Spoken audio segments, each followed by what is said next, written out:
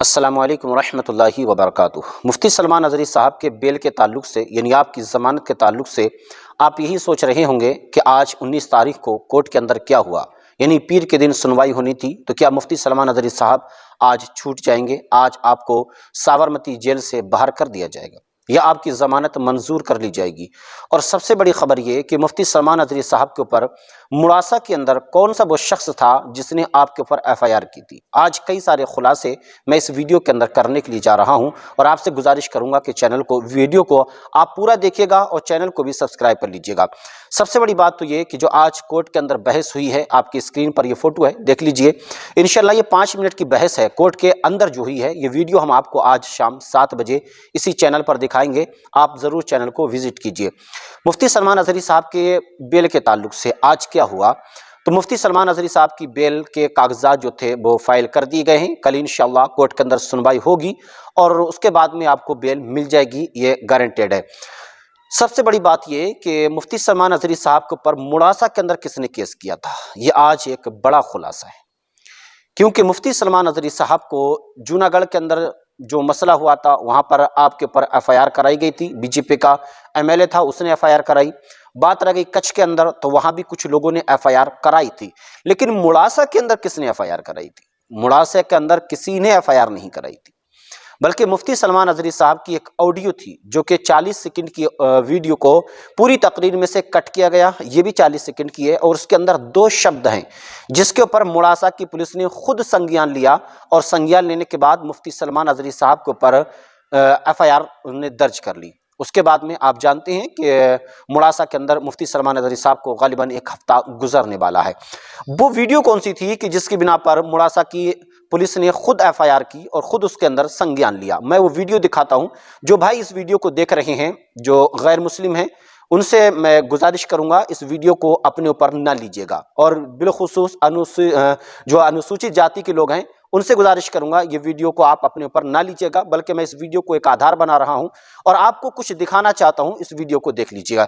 पहले तो मैं आपको वो 40 सेकंड का वीडियो दिखाना चाहता हूं जिसकी बिना पर मुड़ासा की जो है पुलिस ने खुद संज्ञान लिया और इसके ऊपर एफआईआर की। इसमें एक लफ्ज आएगा जिसको चमार कहते हैं, आप उसको जरा गौर से सुनिएगा। हिंदुस्तान की इस सरजमीन पर लोग अभी से घबराने लग गए, डरने लग गए। क्या होगा?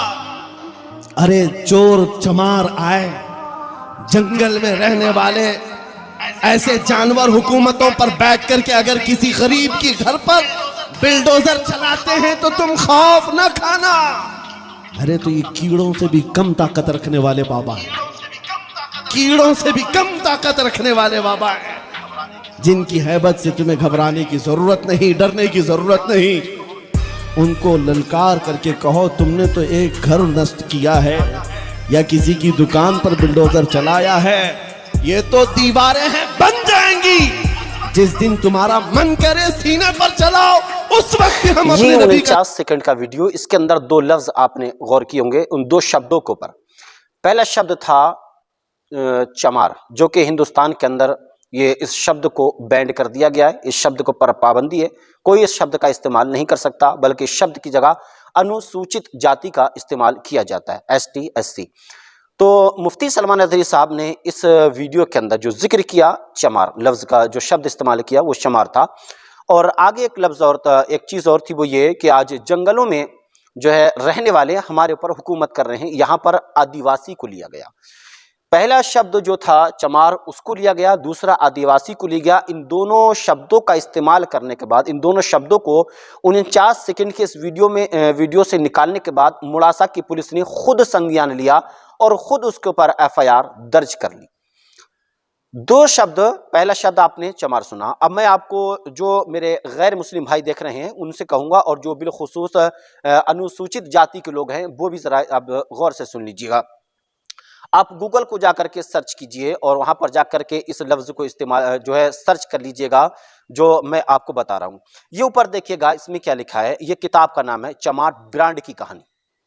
ये किताब का नाम है, आप इसको पढ़ सकते हैं। ये कोई पिक्चर नहीं है बल्कि पूरी एक किताब का नाम है। वहीं एक किताब और है, ये आपकी स्क्रीन पर है, GW बिग्रास लिखित द चमार्स।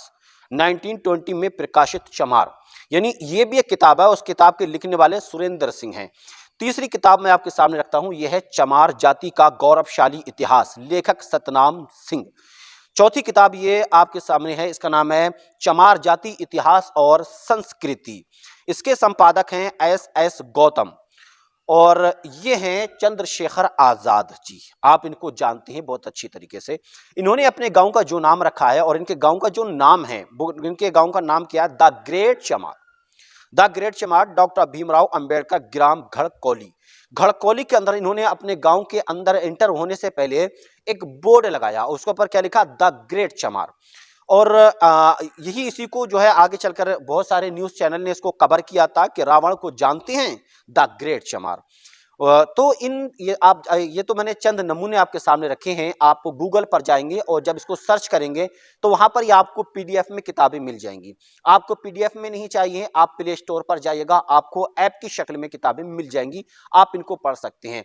तो ये एक कहावत है कि चूड़ा चमार वाली। तो ये कहावत है, किसी भी वर्ग का या किसी भी कम्युनिटी से ताल्लुक रखने वाले किसी जाति का यहाँ पर जो है उसको टारगेट नहीं किया गया है। हैरत अंगेज बात यह है कि मुफ्ती सलमान नदवी साहब को सिर्फ इन दो शब्दों में कि एक आदिवासी और दूसरा चमार शब्द के इस्तेमाल पर जो है आपको गुजरात का मुडासा पुलिस खुद ब खुद संज्ञान लेता है, खुद एफआईआर कर देता है। उसके बाद में 4 दिन की रिमांड लेता है, 10 दिन की रिमांड मांगता है और उसको मिलती है 4 दिन की। लेकिन जब मुडासा कोर्ट के अंदर मुफ्ती सलमान नदवी साहब के केस के ताल्लुक से जिस तरीके से बहस हुई है और मुफ्ती सलमान नदवी साहब के जो वकील हैं मोहम्मद इदरीस साहब, उन्होंने तो भाई साहब कमाल ही कर दिया है।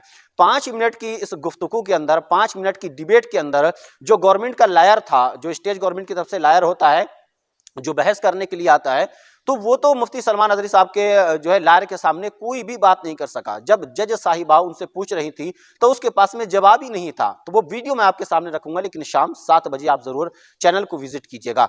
तो मुफ्ती सलमान नदवी साहब को सिर्फ इन 2 शब्दों के बिना पर, जिनका इस्तेमाल मुफ्ती सलमान नदवी साहब ने अपनी तकरीर के अंदर किया था, जो 49 सेकंड की वीडियो वायरल हुई थी, उसके बाद में मुडासा की पुलिस ने इसको संज्ञान लेकर एफआईआर दर्ज कर ली थी।